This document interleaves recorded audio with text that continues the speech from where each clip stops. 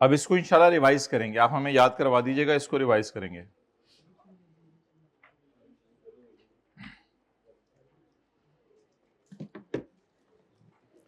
निकालें जी IFRS 9।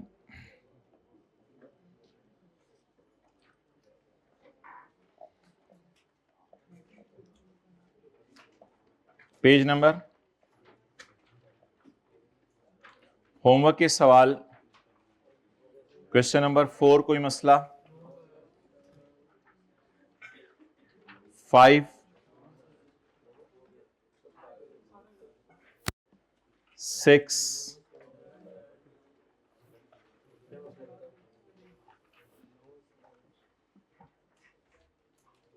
7। इसमें model कौन सा यूज किया था? Classified as held for trading, इसलिए हमारे पास कोई ऑप्शन नहीं थी। ट्रेडिंग का मतलब क्या है, इसको किस पे रखें? FVTPL पे। These are held for long term and not designated as FVTPL। तो फिर कौन सा रास्ता है दूसरा? कितने लोगों ने ये सवाल किए थे सारे होमवर्क में? जरा हाथ खड़ा करें। ओके, 9 और 10 भी हो गया था। ओके, अब होमवर्क में कीजिएगा क्वेश्चन 14, क्वेश्चन 15,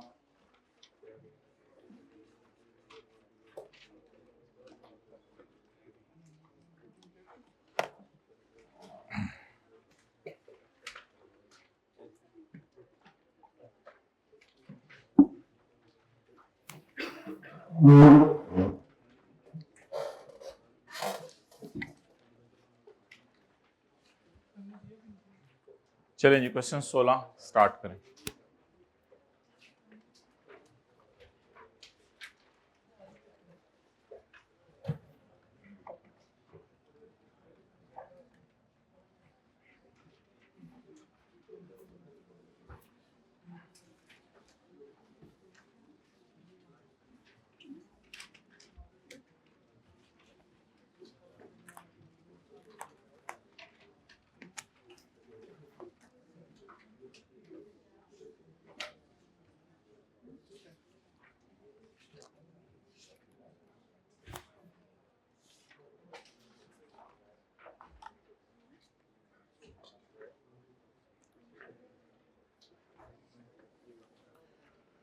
ऑन यकम जनवरी 2001, कल वाले की रिवीजन है। ऑन यकम जनवरी 2001 8% डेट इंस्ट्रूमेंट्स, बस ये सारी डिस्कशन की ना एक समरी ये थी कि 3.1 होते हैं वो PRS से शुरू होता है और 2.1 होता है वो SRS से शुरू होता है। बस ये सारी डिस्कशन की समरी थी। ये दो अकाउंट जहन में हो, आगे इंशाल्लाह रिवीजन आने वाले दिनों में कर लेंगे।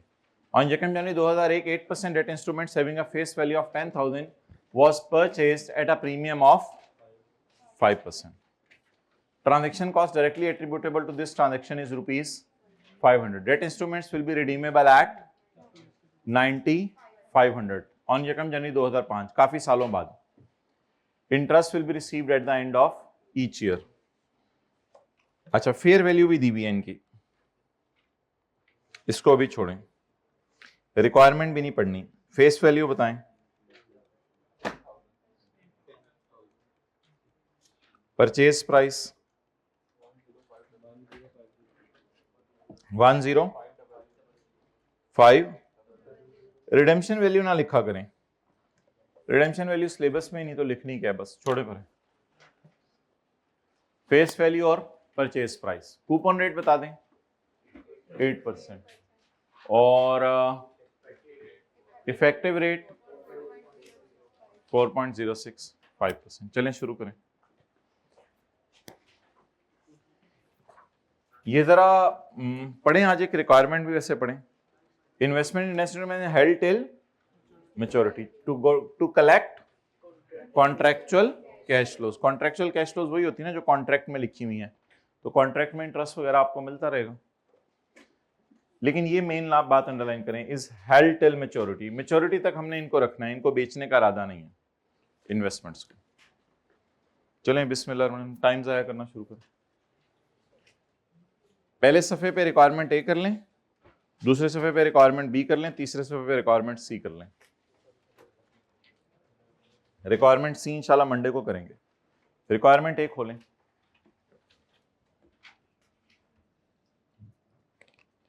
जी बोलें।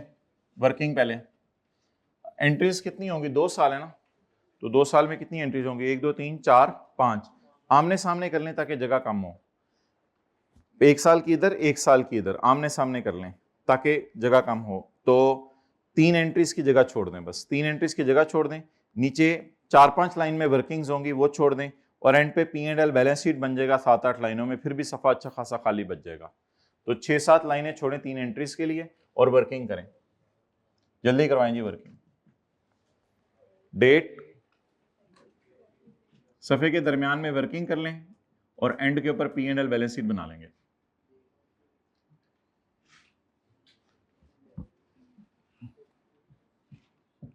Date, effective rate of 06। अब बड़े हो गए ना, ऑन बैलेंस तो लिखने की जरूरत नहीं ना, अब याद रहेगा ना। और तीसरी चीज क्या होती थी? कूपन, कूपन रेट कितना? Of 8% on face value of 10,000। और परचेज प्राइस प्लस जी। आप बता दें मैंने इन्वेस्टमेंट कितने में खरीदी? 10500। Transaction cost 500।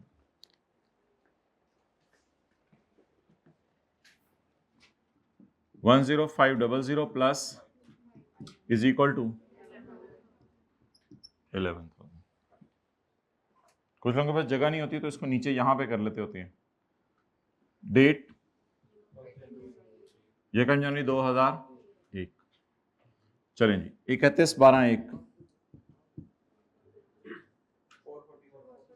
11,000 जरा 4.06 447 10,000 इंटू 8%।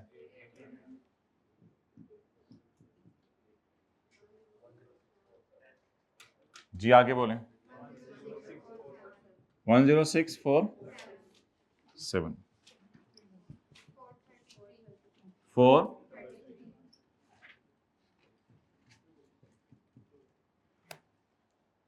जी 1। आगे 5 साल चल रहे हैं, इसको चलाने की जरूरत नहीं, बस 2 साल की एंट्रीज हमसे मांगी हुई है।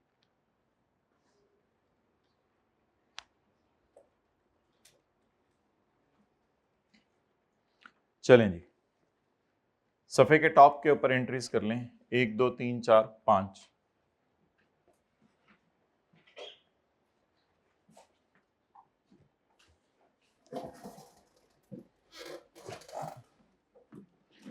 एंट्रीज इधर कर रहा हूं ताकि वो एंड पे हम स्क्रीनशॉट अटैच कर दें।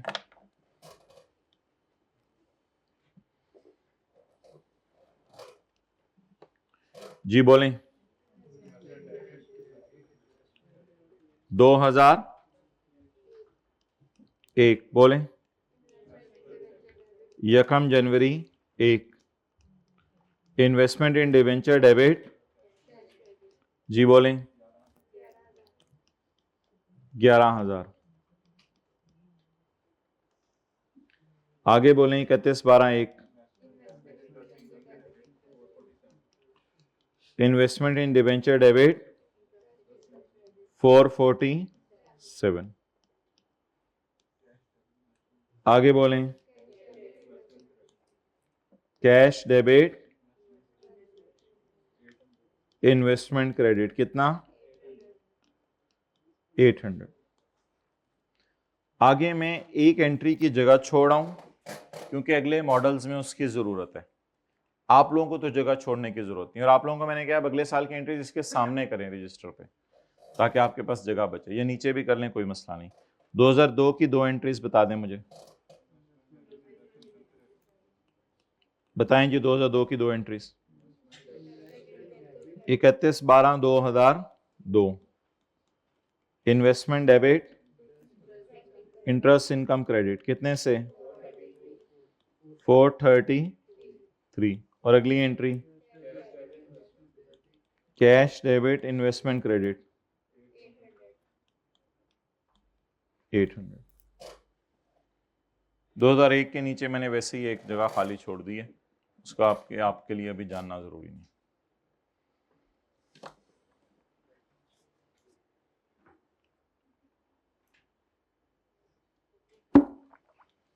ट्रांजैक्शन कॉस्ट ही नजर आ रही पूरे सवाल में, कैपिटलाइज होगी।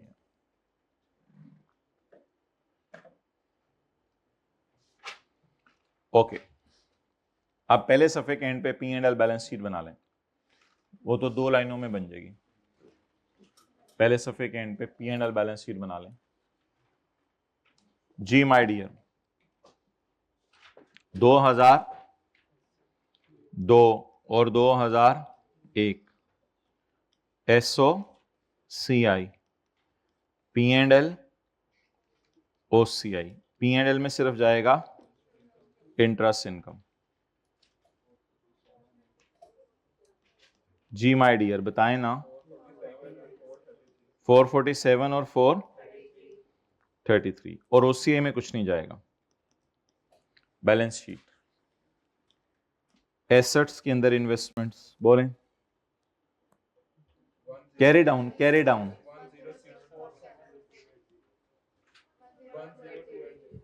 10।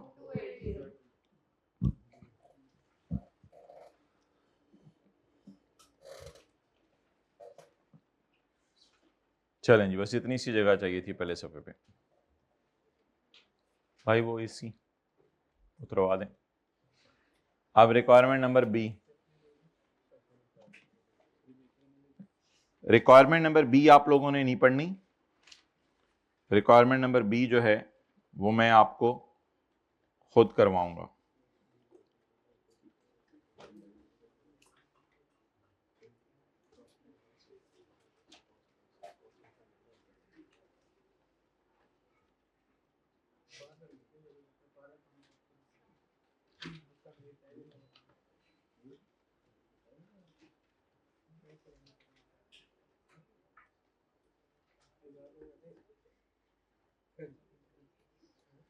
ओके,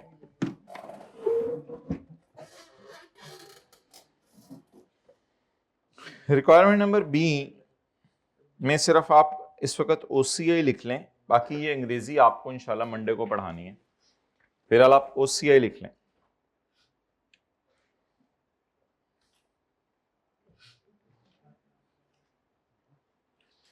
ओके, रिक्वायरमेंट B में आप इसी तरह डायग्राम बनाया करेंगे, लेकिन आपने फेयर वैल्यू गेन भी निकाला करना है। ये कैरिंग अमाउंट से इसके सामने फेयर वैल्यू गेन निकालेंगे तो डिफरेंस आ जाएगा। तो रिक्वायरमेंट B में हम 3 कॉलम और डालने लगे हैं। फेयर वैल्यू, ये कैरिंग वैल्यू आ गई और ये फेयर वैल्यू आ गई। अभी सब्र करें, इधर देखें। हम इन्वेस्टमेंट इन डिबेंचर्स को मार्केट वैल्यू पे भी लेके जाया करेंगे। ये बुक वैल्यू और फेयर, ये बुक वैल्यू है, ये फेयर वैल्यू है। ये बुक वैल्यू और फेयर वैल्यू का आ गया डिफरेंस। लेकिन इस डिफरेंस के साथ एक मसला होगा, इसकी हम जनरल एंट्री नहीं कर सकेंगे, क्योंकि ये डिफरेंस आया करेगा एज ऑन, क्योंकि ये बैलेंस भी एज ऑन है और ये फेयर वैल्यू भी एज ऑन है। तो हम एक और कॉलम डाला करेंगे जिसमें हम निकाला करेंगे difference for the year, difference for the year. तो बहरहाल हम 1 2 3 4 5 6 7 कॉलम हम बनाने लगे हैं ताकि इन इन्वेस्टमेंट्स को किसके ऊपर ले जाएं, मार्केट। अच्छा, ये वैसे बैलेंस तक उसी तरह बनना है, तो टाइम जाया होना है, लेकिन इकट्ठे टाइम जाया करते हैं, कोई मसला नहीं। अगला सफा खोलें फ्रेश। कुछ लोग बोलें इन्वेस्टमेंट्स की बुक वैल्यू पे मुतमईन रहते हैं, बोलें। कुछ लोग इन्वेस्टमेंट्स की बुक वैल्यू पर मुतमईन रहते हैं। लेकिन कुछ लोग कहते हैं हमें इन्वेस्टमेंट्स की फेयर वैल्यू भी बताओ। तो स्टैंडर्ड कहता है फिर फेयर वैल्यू गेन को OCI में लेके जाना है बेटा, क्योंकि इन्वेस्टमेंट इन डिबेंचर्स तो पता नहीं कब बिके, फेयर वैल्यू गेन को धड़ाधड़ P&L में ना लेके जाओ, फेयर वैल्यू गेन को फिर OCI में लेके जाओ। तो कुछ लोग कहते हैं हमें इन्वेस्टमेंट्स की फेयर वैल्यू भी चाहिए। ओ छोड़ें वो सारी बातें, कब कौन सा मॉडल फॉलो करना है इस पे आधा घंटा लगना है। इस सवाल का जवाब अभी मैं कैसे दे सकता हूं, आपके सवाल का जवाब तो नहीं दे सकता। अभी हम मॉडल पढ़ रहे हैं, कब कौन सा मॉडल लगाने वो तो बात की बात है। ओके चलें जी, रिक्वायरमेंट नंबर बी। सफे पे उसी तरह शुरू में 3 लाइनों की जगह छोड़ी थी, 4 लाइनों की जगह छोड़, चार एंट्रियों की जगह छोड़ दें। 4 एंट्रियों के लिए 9-10 लाइनें काफी होंगी, 11 लाइनें काफी होंगी। 4 एंट्रीज में एक एंट्री एक्स्ट्रा करेंगे हम, बाकी कल वाली सारी होंगी, एक एंट्री एक्स्ट्रा करेंगे। जल्दी से बताएं कौन सी वाली, फेयर वैल्यू पे लाने की एक एंट्री एक्स्ट्रा करेंगे। कौन सी, अब ये कल वाला मॉडल ही है, उसमें एक एंट्री एक्स्ट्रा होने लगी है। अब नीचे जगह छोड़ दें, 11-12 लाइनें छोड़ के आप जल्दी से वर्किंग करें। वर्किंग नंबर बोलें 2, खुली खुली करके। डेट बोलें बोलें बोलें, effective rate at the rate of 0.65%।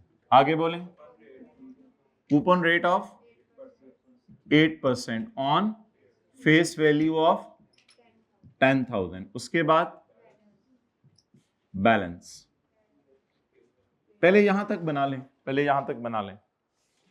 अब मेरे पास जगह नहीं है बैलेंस के आगे, तो मैं जरा साइड पे करके लिख रहा हूं, purchase price plus transaction cost. Transaction cost को कैपिटलाइज ही करना है, तो वो मेरे पास यहां जगह नहीं है, यहां मेरे पास जगह नहीं है, लिखूं परचेज प्राइस प्लस, क्योंकि आगे 3 कॉलम और बनने हैं। ये डेट बताएं, यकम जनवरी 2001। चलें जी, purchase price plus transaction cost से ही शुरू करना है। बताएं purchase price 10500, transaction cost total 11,000। Working 2.1 कर दें इसको, या स्टार डाल दें, से स्टार डाल दें, स्टार 11,000 और इधर स्टार डाल दें, ऐसे ये 11,000। लेकिन ये आनी क्या है बोलें जरा सारे, परचेज प्राइस प्लस, जगह नहीं थी इसलिए थोड़ा सा इधर ले आया। ये बातें बनी हुई दिल में जगह, दिल में जगह हो तो 12 बंदों को कैसे गाड़ी में बिठाएं। अच्छा आगे चलें, 31/12/1 बोलें जी। भाई टेक लगा लें, कोई चीज हुई आज तो मैं बताऊंगा आप लोगों को जी। 447, 10,000 का 8%, 800।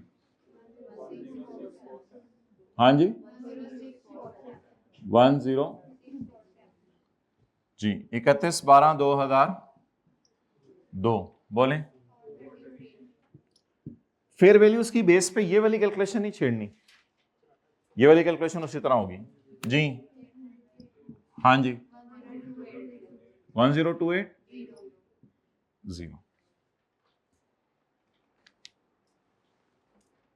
अब डालें फेयर वैल्यूज का कॉलम। अच्छा एंट्रीज वही वाली होनी है, अगर आप कहते हैं तो वो मैं जाके कर देता हूं, लेकिन रहने दें अभी। एंट्रीज वही वाली होनी है, investment debit cash, investment debit interest income, cash debit investment, investment debit interest income, cash debit investment credit. ये 5 एंट्री उसी तरह इस मॉडल में भी हुआ करेंगे। पिछला मॉडल था अमोर्टाइज्ड कॉस्ट। अमोर्टाइज्ड कॉस्ट का मतलब ये होता है कि इंटरेस्ट उसमें थोड़ा थोड़ा डालते जाओ, जो मिलता जाए वो माइनस करते रहो। अमोर्टाइज का मतलब IAS 38 से नहीं है, इसकी तफसील मंडे को बताएंगे मॉडल्स के नाम ये क्यों है। ये मॉडल है fair value through OCI, shares नहीं है। आज हम क्या पढ़ रहे हैं, डिबेंचर्स। तो ये जो मॉडल अब हम शुरू करने लगे हैं इसका नाम है फेयर वैल्यू थ्रू OCI। अच्छा जी, अब आप मुझे बता दें कि फेयर वैल्यूज एज ऑन 31/12/1 कितनी है। Fair value as on 31/12/1। पिछले मॉडल में हम फेयर वैल्यूज में इंटरेस्टेड नहीं थे, इस मॉडल में हम फेयर वैल्यूज में इंटरेस्टेड हैं। बताएं कितना, 111200। जी इसका 10400। अब मेरा मशवरा है कि गेन लॉस के साथ आपने साइंस नहीं लगाने, गेन्स लॉस के साथ हम गेन लॉस लिखा करेंगे, साइन लगाएंगे तो कंफ्यूजिंग होगा। डिफरेंस एज ऑन, चलें जी वर्सेस वाली कैलकुलेशन करें और डिफरेंस एज ऑन बताएं दोनों में कितना है। 10,000 वाली इन्वेस्टमेंट्स किस पे चली गई? 11,000 पर, तो क्या आया? कितना gain? 553 as on gain, as on gain. और फॉर द ईयर गेन भी क्यों क्यों क्यों क्यों क्यों क्यों? पहला साल है ना। आज तक कितनी खुशी आई बोलें? आज तक 553, और इस साल उसमें से कितनी आई? सारी सारी। चलें डाल दें, फिर डाल दें 5, साइन नहीं यूज करना।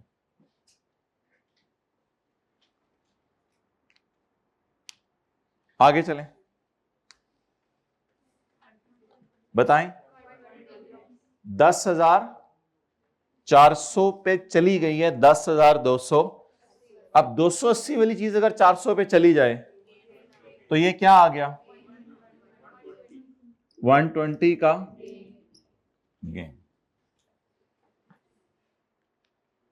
लेकिन ये गेन क्या है?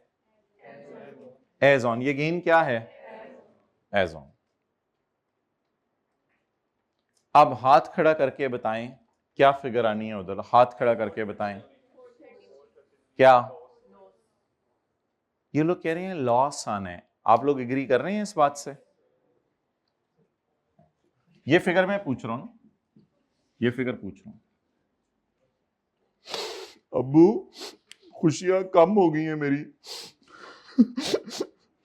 553 खुशियां थी, 120 रह गई। तो बताएं इसको क्या कहेंगे फिर? लॉस। यानी ब्रॉड डाउन खुशियां, कैरी डाउन खुशियां, एज ऑन है ना, एज ऑन। मतलब गेन का टी काउंट जहन में रख लें। ब्रॉड डाउन खुशियां, कैरी डाउन खुशियां, खुशियां कम हो गई हैं। खुशियां कम होने का नाम क्या होता है? लॉस। वो मैंने इसलिए मिटाया था कि वो कंफ्यूज ना करे। मतलब इन दोनों को वर्सेस से, इन दोनों को वर्सेस से गुजार के ये फिगर होगी। फिर अगले साल मैं कोई फर्जी फिगर लिख के आपसे अब पूछने लगा हूं क्या करना है। अगले साल फर्जी फिगर से लिख के आपसे प्रैक्टिस करवाऊंगा। लेकिन फिलहाल मुझे बताएं, अखां खोल के फिलहाल मुझे बताएं कि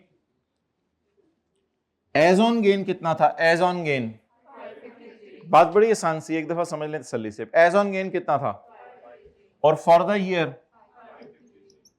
553। अब इसको लिखा रहने दें, लेकिन इसको देखना नहीं है, अगली कैलकुलेशन कुछ हो रहा है। अब बोलें 120 का क्या आया? गेन। ये फिगर जो मर्जी थी उसको छोड़ें, कंफ्यूज ना करें आपको। आप बताएं ये फिगर निकालते हुए किन दो फिगर्स को कंपेयर करना है? इन दो फिगर्स को। गेन कितने थे? गेन कितने रह गए? 120। आप बताएं क्या हो गया? गेन गेन कम हो गए। गेन कम हो तो गेन कम हो गए ना, ठीक है। तो अब बता दें 553 बंदे खुश खड़े थे। थोड़ी देर आपने जाके देखा कि 553 ही खड़े हैं, लेकिन उसमें से 120 जो हैं वो सिर्फ खुश हैं। बाकियों को क्या आ गए हैं फिर? कितने? 433 और 543।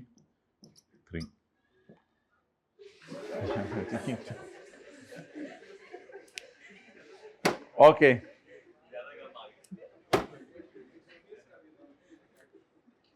अब आप हजरात ने, मैं एक फर्जी फिगर लेने लगा हूं 553। अच्छा, जनरल एंट्री माय डियर इसकी क्या करनी है? जनरल एंट्री इसकी क्या करनी है? अब आप हजरात इसी टोन्स ना लगाएगा, मस्जिदों में भी फिर ऐसी चल पड़ती हैं। ओके, अब आप हजरात एक फर्जी फिगर लें और मुझे बताएं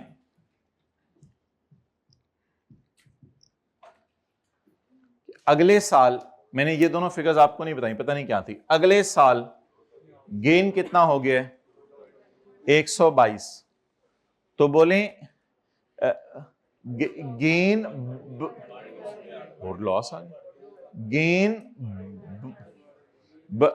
गेन बढ़ गए हैं कितने से 2 से। तो कितने लोगों के जहन में यहां 2 ही आ रहा था, 2 का गेन आएगा, गेन बढ़ गए हैं। क्लियर? तो इन दोनों को कंपेयर करते हैं और ये फिगर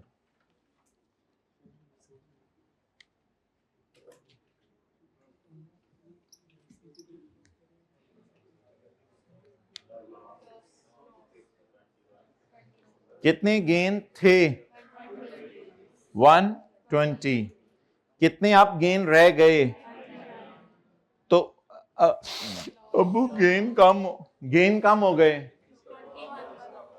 तो बोले 21 का लॉस।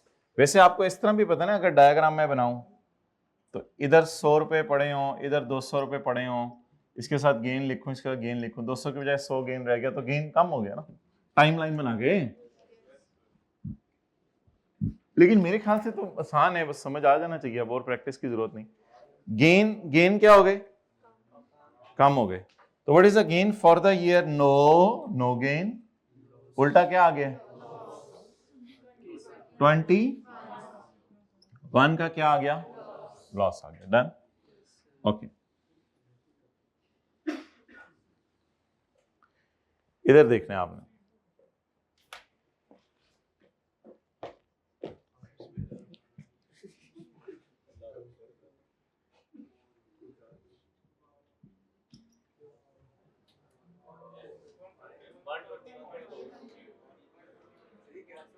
ये जिसने बता दिया वो छा गया। अब्बू खुशियां सारी की सारी छिन गई और एक का लॉस आ गया, यानी प्राचे से गुजर हो गए।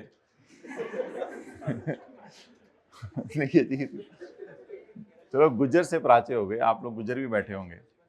तो 120 के गेन थे, गेन कम हुए, गेन कम होते होते होते होते होते 0 पे आ गए। और अगर इसको समझना हो तो कभी कभी जिंदगी में टाइम लाइन भी बनाई जा सकती है, -1 और +120, इस तरह बनेगी ना टाइम लाइन 0। तो गेन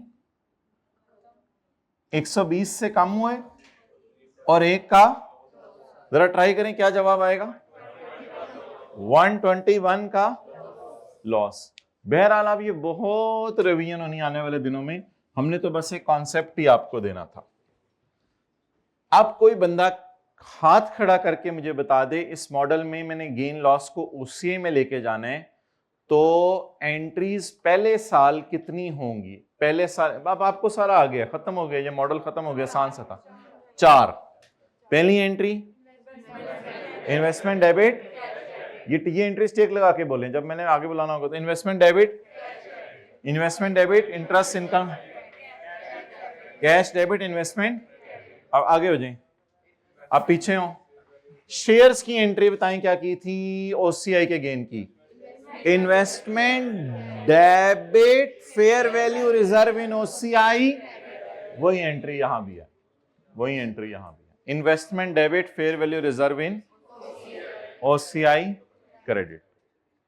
आगे चलें, अगले साल कितनी एंट्रीज होंगी, 3, बोलें, investment debit interest income, cash debit investment credit, एक लगाई रखें। फेयर वैल्यू रिजर्व इन, वही एंट्री जो fair value reserve in OCI debit और इन्वेस्टमेंट, यानी गेन की entry investment debit fair value reserve credit और लॉस की entry fair value reserve debit. चलें आगे, टाइम जाए,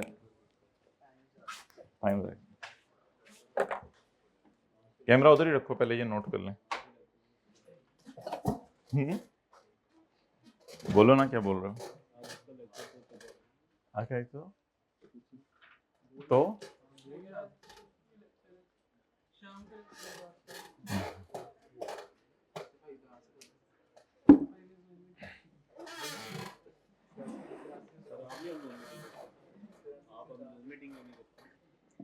कर लेंगे हम, मतलब फिजिकल वाले इधर ही होते हैं तो ओके।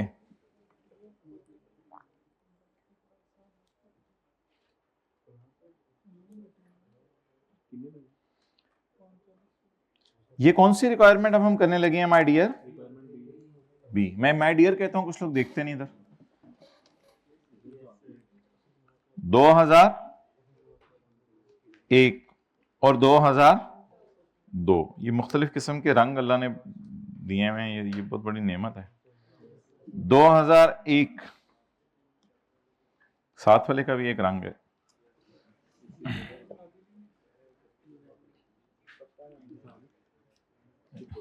अल्लाह तुम्हारी शक्लों और मालों की तरफ नहीं देखते, तुम्हारे अमाल की तरफ देखते। दिल काले कोलू मुंह काला चंगा, जे कोई इसमें जाने हु। अच्छा आगे चलें। सर ये तो वही वाली एंट्रीज बार हो रही हैं, कर लो ना। नहीं सर दिल नहीं चाह रहा, दिल को घर में रख के आया करो, दिमाग लेके आया करो इधर। दिल तो बहुत दीवाना है, दिल चाह रहा था मैं सो गया, दिल चाह रहा था मैंने पढ़ाई खत्म कर दी, दिल चाह रहा था मैं दोस्तों के साथ चला गया। दिल कभी दिल पढ़ाई को भी चाहे?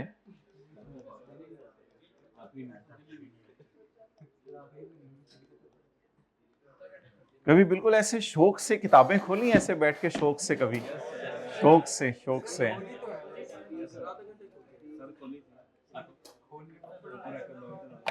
अच्छा मुझे तो बड़ा इंटरेस्ट होता है इन चीज़ों में, मैं तो बड़े शौक से करता हूँ। कल बड़े शौक से मैंने जाके टाइम निकाला और ये टेक्स्ट का देखा जो पेपर आया था लेटेस्ट टाइम में। अभी तक उसको देखने का टाइम ही नहीं मिला था। कल जब सीआर की बुक दे दी तो मैं बड़ा रिलैक्स होकर अब आराम से बैठ के खोला। ओके तो शौक से नहीं, अभी पूरा नहीं पढ़ा, 2 सफ़े पढ़े। अच्छा आगे एंट्री बोले भाई। एंट्री बोले, इन्वेस्टमेंट डेबिट नहीं, फिर वो टैक्स का टेस्ट बनाना पड़ गया। Investment debit, fair value reserve in OCI. जी बोलें। 553 नमे आए हो। लेकिन एक काम कोई बता दे बंदा। हाँ बैलेंस कौन बोला है? कमाल लोग हैं। बैलेंस, बैलेंस कल होमवर्क के सवालों में किसने साथ साथ लिखा था फेयर वैल्यू रिजर्व का? Well done. बैलेंस जरा रेड मार्कर से साथ निकाल दें। बैलेंस कितना है? अब जगह थोड़ी सी इधर बना लेते हैं। बैलेंस खुशी खुशी खुशी खुशी, क्रेडिट 553, ये बैलेंस शीट में चला जाएगा। बैलेंस साथ साथ जरा निकालने, उसकी हेल्प आउट कर देगा। चलें जी, तो इधर कोई एंट्री क्यों नहीं हुई थी और इधर कोई एंट्री क्यों हुई? क्योंकि उस मॉडल में फेयर वैल्यू पे चीजों को लेके नहीं जाते और इस मॉडल में फेयर वैल्यू पे चीजों को लेके जाते हैं। ये एंट्री हुआ करेगी फॉर द ईयर और ये बैलेंस आया करेगा एज ऑन। मैं आपको थोड़ी देर बाद बताऊंगा इस मॉडल में एज ऑन वैसे ही निकल रहा है उधर से ही, वो थोड़ी देर बाद बताऊंगा, लेकिन छोड़े परे, थोड़ी देर बाद नहीं बताना होता चीजें। 2002 अभी बताएं, पेट में दर्द शुरू होगी। अच्छा 31/12/2, घर वाले पूछते हैं एक ही खोल के लग गया रहने, थोड़ी देर बाद एक खोल के लग गया रहने। भाई डॉक्टर बन रहे ए हर वेले तू, हले तो पक्का ही नहीं होया तेरा है। Okay investment debit, interest income credit, बोले 433। आगे बोलें। टेक लगा लें, तकिया ला देता हूं। Cash debit, investment credit.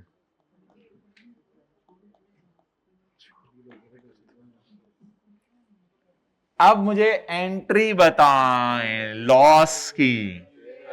Fair value reserve in okay, okay बोला करें, okay. Fair value reserve in okay debit, और इन्वेस्टमेंट क्रेडिट 31/12/2002। रिवेलेशन सरप्लस नहीं, fair value reserve in OCI जी फॉर द ईयर ओहो वो इत्तफाकन इंटरेस्ट के बराबर आ गया, वो तो खैर है चले। और क्रेडिट इन्वेस्टमेंट कितना, लेकिन बैलेंस निकाले ना, बैलेंस क्रेडिट कितना था ब्रॉड डाउन, और फॉर द ईयर डेबिट, जरा दोनों को नेट करें मतलब दोनों को नेट करें। ओपनिंग बैलेंस समझ लें ये 553 है और फॉर द ईयर 433 है, तो क्या क्रेडिट 120, ये बैलेंस शीट में जाएगा। ये जो मैंने दो येलो से हाईलाइट किए हैं ये इसलिए किए हैं कि मैंने क्या बनानी है, बैलेंस शीट बनानी है। अच्छा जी, आप बता दें एसओसीआई में कितनी लाइनें ज्यादा आएंगी और बैलेंस शीट में कितनी लाइनें ज्यादा आएंगी। एसओसी में एक लाइन ज्यादा आएगी, change in fair value reserve, और बैलेंस शीट में भी एक लाइन ज्यादा आएगी, इक्विटी में फेयर वैल्यू रिजर्व। ट्राई करें एसओसीआई और बैलेंस शीट बनाएं।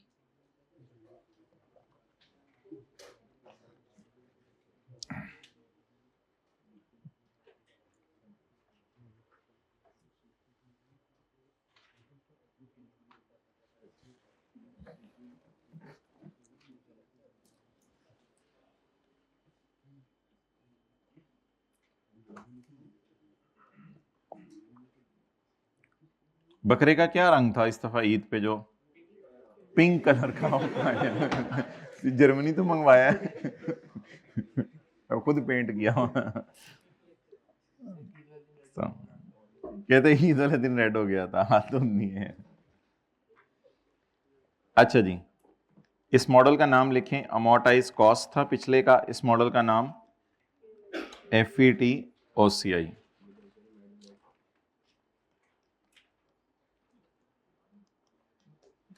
P&L इंटरेस्ट इनकम उसी तरह 44433। ओसीआई में change in fair value reserve. जी बोलें। नहीं यहां पे साइन यूज करने हैं, यहां पे sign use for the year जो है।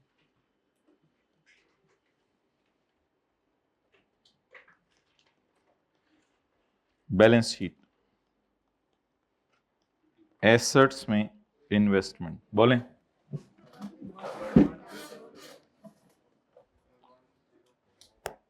भाई बैलेंस शीट में ना, बैलेंस शीट में ये जाने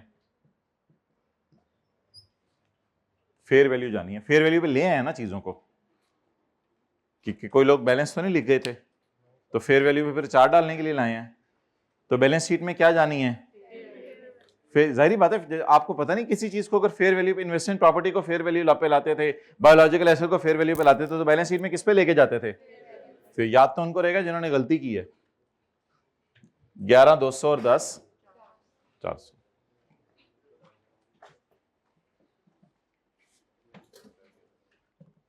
ग्यारह 200 10 मीनू 400 10,400। वैसे fair value reserve as on यहां से भी निकल सकता है। ये बैलेंस शीट आपके पास अगर अब वो जनरल एंट्रीज नहीं की तो बैलेंस शीट में आप ये भी इक्विटी लेके जा सकते हैं। ये fair value reserve as on है, ये खुशी एज ऑन है, ये खुशी एज ऑन है, लेकिन अगर यहां से नहीं लेके जानी तो जनरल एंट्री स्कीम ही है, जनरल एंट्री में साथ साथ बैलेंस निकाला हुआ है, जनरल एंट्री से ले जाए, जनरल एंट्री से ले जाए।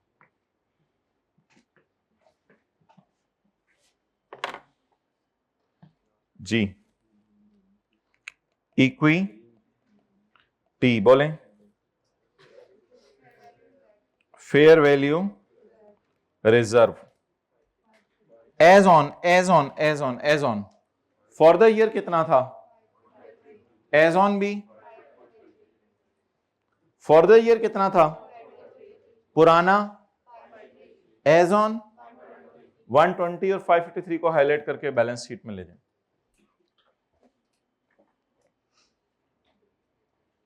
बोले 120।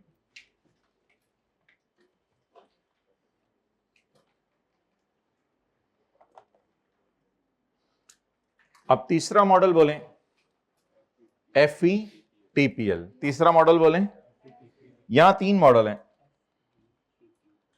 FVTPL। ये बहुत ज्यादा आसान है, ये बहुत ज्यादा आसान है क्योंकि इसमें सिर्फ इन्वेस्टमेंट का टी काउंट बनना है और ये 1239 पे हम शुरू करें, 1244 तक खत्म हो जाना चाहिए। ये FVTPL है। फिर इन तीनों मॉडल्स के अंदर क्या चीजें हैं उनको रिवाइज कर लेते हैं किताब से। अगला सफा खोलें, पॉइंट सी, पेज खत्म हो गया रजिस्टर में। भाई रजिस्टर इनके लिए जरा एक मंगवा दें। वर्किंग नंबर 3,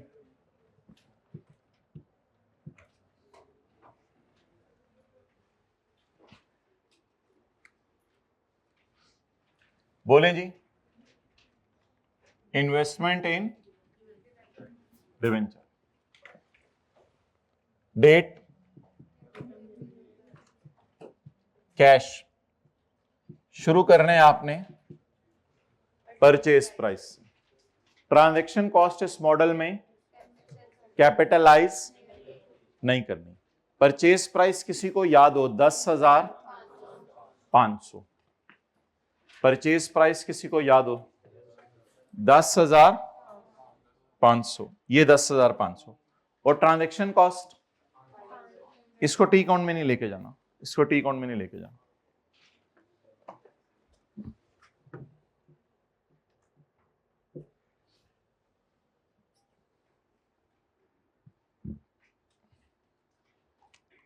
ओके, अब 31/12/2001 पर इंटरेस्ट इस अकाउंट में नहीं लाना, इंटरेस्ट बार जनरल एंट्रीज में ले जाएंगे, बिल्कुल जिस तरह इन्वेस्टमेंट इन शेयर्स किया था। कैरी डाउन निकालने, कैरी डाउन फेयर वैल्यू पहले साल के एंड पे 11,200। ये तो इन्वेस्टमेंट प्रॉपर्टी का सवाल मुझे महसूस हो रहा है, जैसे इन्वेस्टमेंट प्रॉपर्टी का सवाल होता था। इन्वेस्टमेंट प्रॉपर्टी का टी काउंट भी तो ऐसे ही बनता था, इन्वेस्टमेंट इन शेयर्स का भी ऐसे। कैरी डाउन 11,200, बताएं कितना गेन आ गया, इसको कहां ले जाएं, P&L में, कितना 700, ठीक लगा लें। ब्रॉड डाउन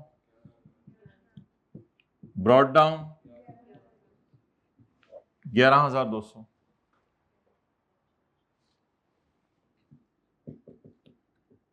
कैरी डाउन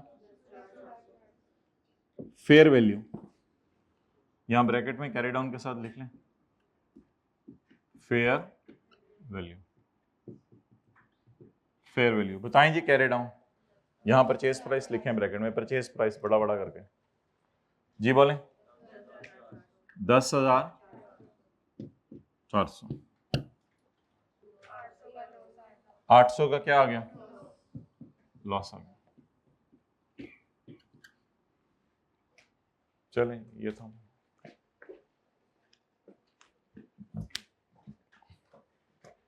शुरू कहां से करना है, पर, और कंपेयर किससे करना है, फेयर वैल्यू से।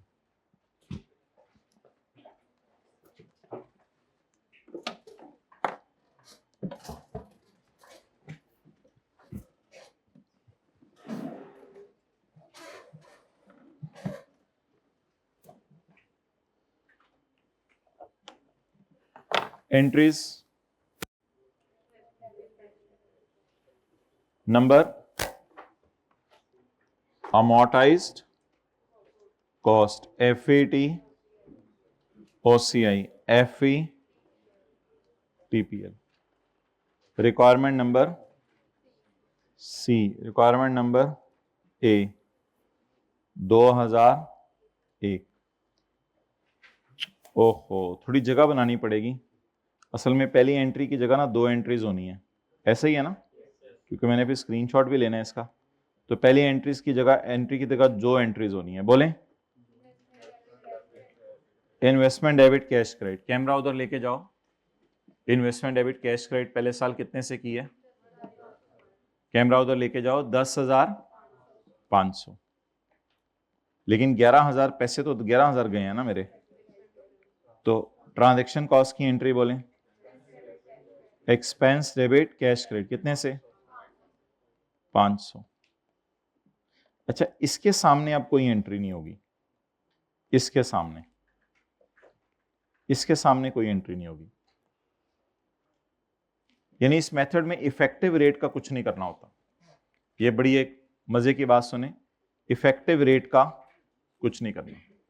अभी एक सारा सफा बना हुआ है, वहां पे समरी भी बनी हुई है, लेकिन कूपन रेट को रिकॉर्ड जरूर करें। कूपन रेट को रिकॉर्ड जरूर करें। वो तो आया है, कैश की एंट्री तो अकाउंटेंट नहीं भूल सकता। बोले cash debit interest income credit, नहीं, इसको इन्वेस्टमेंट अकाउंट में मैं नहीं लेके गया। आपने देखा, इसको इन्वेस्टमेंट अकाउंट में मैं नहीं लेके गया। बार जनरल एंट्रीज कितना? 800। बार journal entries, face value into coupon rate, bracket में लिखे 800 के, face value into coupon rate. इसके ब्रैकेट में लिखें face value into coupon rate. अगली एंट्री तो माशाल्लाह खुद ही कर देंगे। जी बोलें, इन्वेस्टमेंट डेबिट, असल में हमने आमने सामने किए ना, ताकि फॉर्मेट जरा बने चीजों का। जी बोलें, इन्वेस्टमेंट डेबिट P&L क्रेडिट कितने से? 700। जी क्रिस्टल क्लियर नाउ? बस एक ध्यान थोड़ा सा रखिएगा कि इंटरेस्ट आपने बारों बार जनरल एंट्रीज में लेके जाना है, टी काउंट से रूट नहीं करवाना। 2002 की किसी ने एंट्रीज कर ली हो, हाथ खड़ा करे, बाकी लोग कर लें। 2002 की एंट्रीज,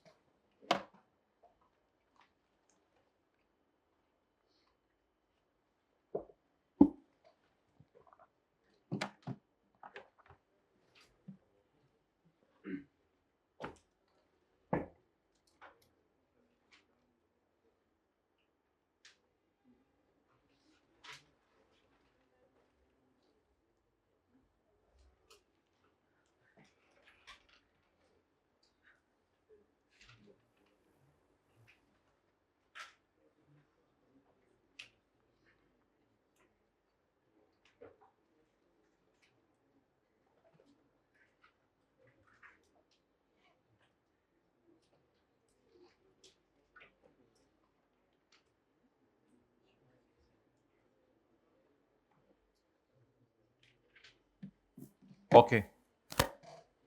2002, इसके सामने कोई एंट्री नहीं होगी 433 के सामने, लेकिन इधर एंट्री होगी। बोलें, लेकिन प्लीज किससे? Face value into coupon rate कितना?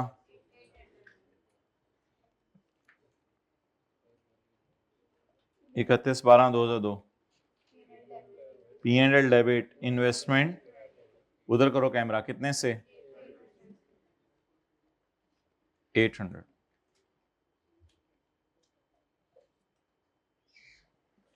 ओके।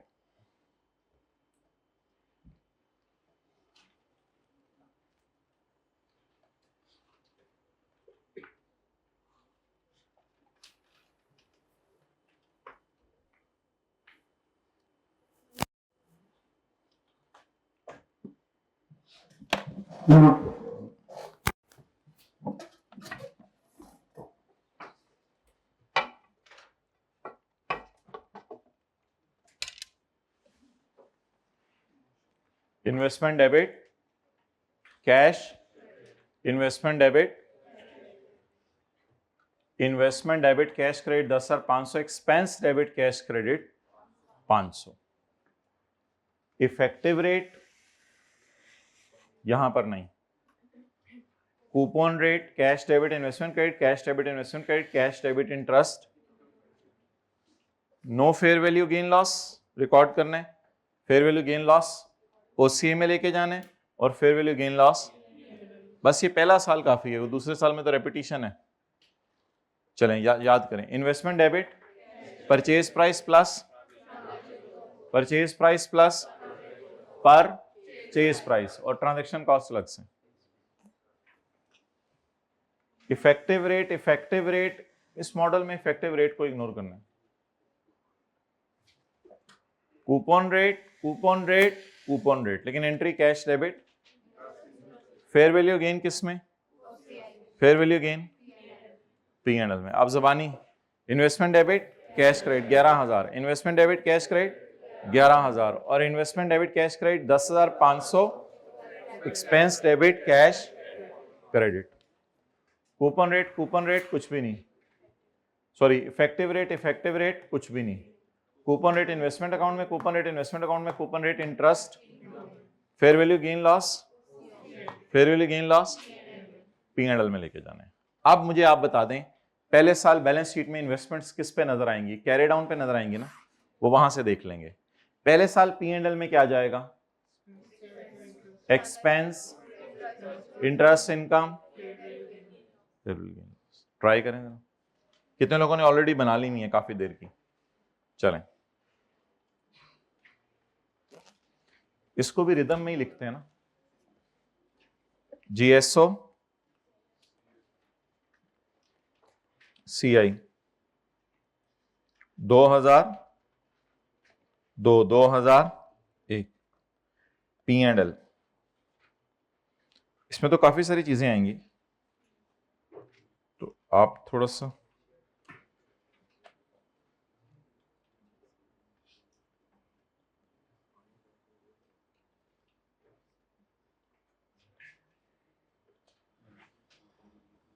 P&L में तो बारात लगी।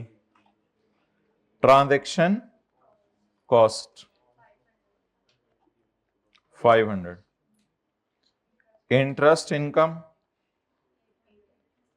800 और फेयर वैल्यू गेन लॉस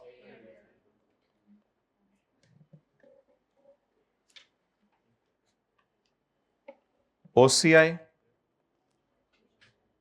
कुछ भी नहीं, क्योंकि फेयर वैल्यूज कहां से रूट करानी है? P&L से। ये बैलेंस शीट है ना, ये क्या है? P&L और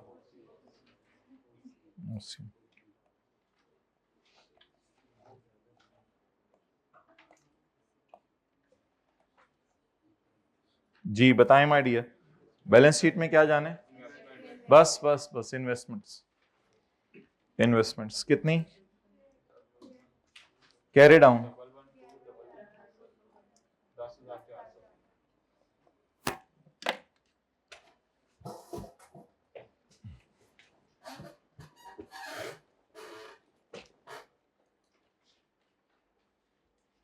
जी,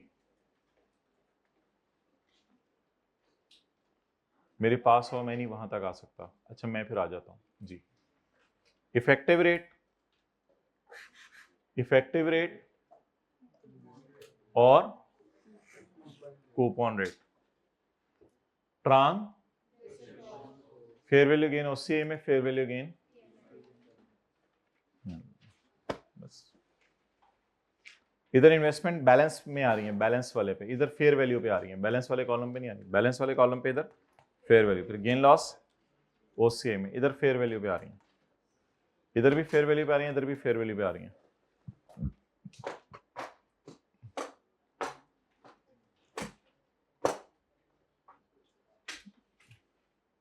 बस ठीक है, आप एक आधा मिनट गप्पे शप्पे मार लो।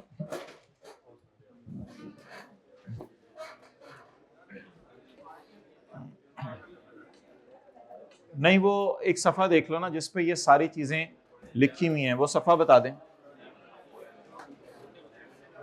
भाई, बड़ी इंपॉर्टेंट बात है, प्लीज जी।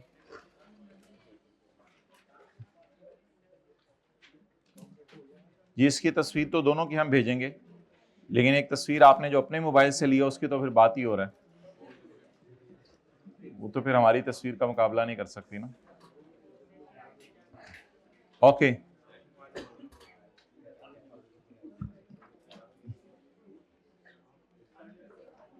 वो भाई ऐसे ही बात कर रहा था, स्क्रीनशॉट ज्यादा बेहतर होना है तुम्हारी तस्वीर से, वो खींचने लग गया है। अच्छा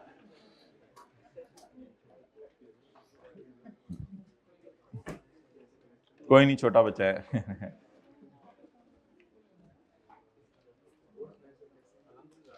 ना ना भाई, चलो ठीक है, रजिस्टर रखना है तो रख लो, रजिस्टर रखना है तो रख लो। पेज नंबर 91914, 912 नहीं, 913 नहीं, 914।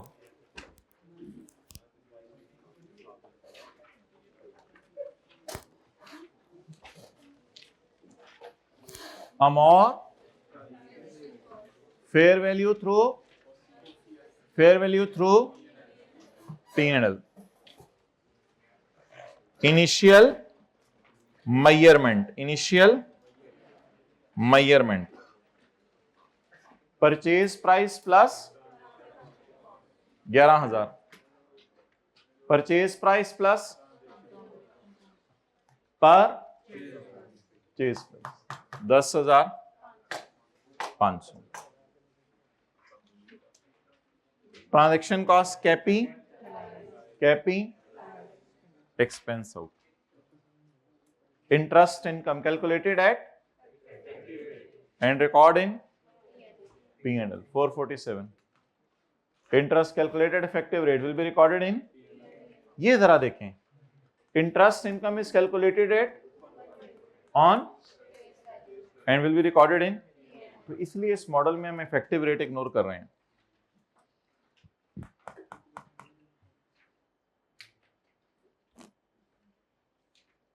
Measurement at reporting date, the debt will appear at amortized opening balance plus minus interest is equal to, it will not be taken to, amortized cost calculation will be first made, amortized cost calculation date वो plus investment are revalued at with gain or loss shown in, इसके लिए 3 column आगे डालने पड़ते हैं, fair value as on difference for the year, the investment are revalued at with gain or loss shown in P&L, investments are, याद रखिएगा यहां purchase price लेनी है, ट्रांजैक्शन कॉस्ट ना लीजिएगा, इंटरेस्ट नहीं डालना इस अकाउंट में, इंटरेस्ट नहीं डालना, इंटरेस्ट बारो बार और कैरिड ऑन निकाल लेना। amortization calculation will not be made, rather a account will be prepared, अच्छा अब यहां पर आप लिखें ताकि बिल्कुल गलती का चांस खत्म हो जाए, FETPL, बाकी दोनों पता है क्यों आसान है, क्योंकि उनका फॉर्मेट एक है, इसका फॉर्मेट जरा डिफरेंट है, ठीक है।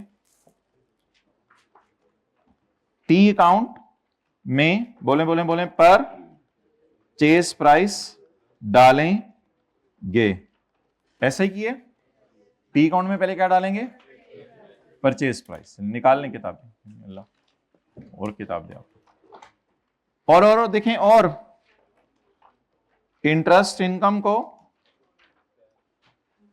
टी अकाउंट में नहीं डालेंगे,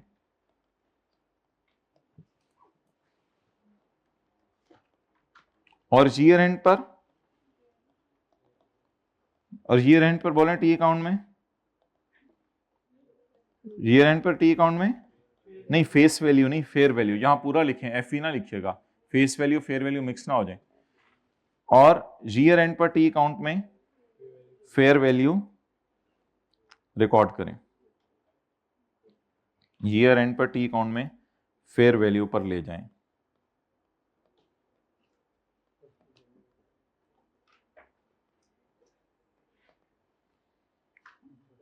और एक और बात भी लिख लें, ट्रांजैक्शन कॉस्ट का तो रिस्क नहीं है, गलती नहीं होगी। कूपन रेट, वो इफेक्टिव रेट इग्नोर करें, इफेक्टिव रेट इग्नोर करें। ये सारा एरो किसके साथ है? FE TPL।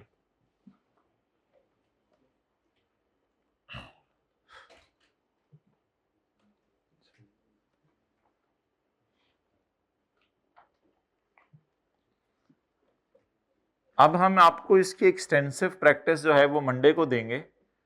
फिलहाल मेरे ख्याल से आप लोग फिर होमवर्क में कुछ ज़्यादा सवाल ना करके आएँ, सिर्फ इससे अगला वाला सवाल मैं देख लेता हूँ जिसमें ये तीनों एक सिटिंग में आप बस दोबारा कर लें। इनके अलग अलग सवाल भी फिर आपको देंगे ताकि इनकी एक्सटेंसिव रिवीजन हो, क्योंकि इन चीज़ों का रिवीजन ही हल है और कोई हल नहीं, चीज़ें बहुत ज़रूरत से ज़्यादा आसान है। तो कभी कभी दिल में आता है कि शुरू ही बंदा IFRS 9 से करे ये पढ़ाना कैफ 6। तो मैंने आपको होमवर्क में क्वेश्चन 14-15 कहा था, लेकिन खाली 14 कर लीजिएगा बस, 15 ऑप्शनल है मंडे को, वरना होमवर्क में दे दूंगा। अब कोई ऐसा सवाल होना जिसमें ये तीनों हो, 18वें में तो ये तीनों नहीं है, एक ऐसा सवाल बना हुआ है जिसमें ये तीनों है, ये 20वां सवाल। तो बस ये 20वां सवाल होमवर्क में होगा। ये चीजें भी आपको समझ नहीं आएंगी, आप इनको ना पढ़िएगा, बस अमोर्टाइज कॉस्ट पहला कर दीजिएगा, दूसरा FET, तीसरा FE TPL। कितनी देर में ये सवाल हो जाएगा? 15-20 मिनट में। मतलब सॉल्यूशन में क्या हुआ, एंट्रीज हुई नहीं है सिर्फ, नहीं P&L बैलेंस शीट भी बनाए हैं तो मजे हैं। ओहो, यहां तो गेन लॉस लिखा ही नहीं हुआ। पॉजिटिव का मतलब गेन होगा, नेगेटिव का मतलब लॉस होगा। ये तो गेन लॉस यहां लिखा ही नहीं हुआ। सॉल्यूशन देख के समझ ही नहीं आना सर, मुझे तो समझ नहीं आ रहा था सॉल्यूशन देख के। लो जी, ये तो सबकी बैलेंस शीट बनी हुई है, जबर। ओके ठीक है, इंशाल्लाह 3:45 पर तशरीफ लें। कॉस्ट वाले 4 बजे आ जाएं।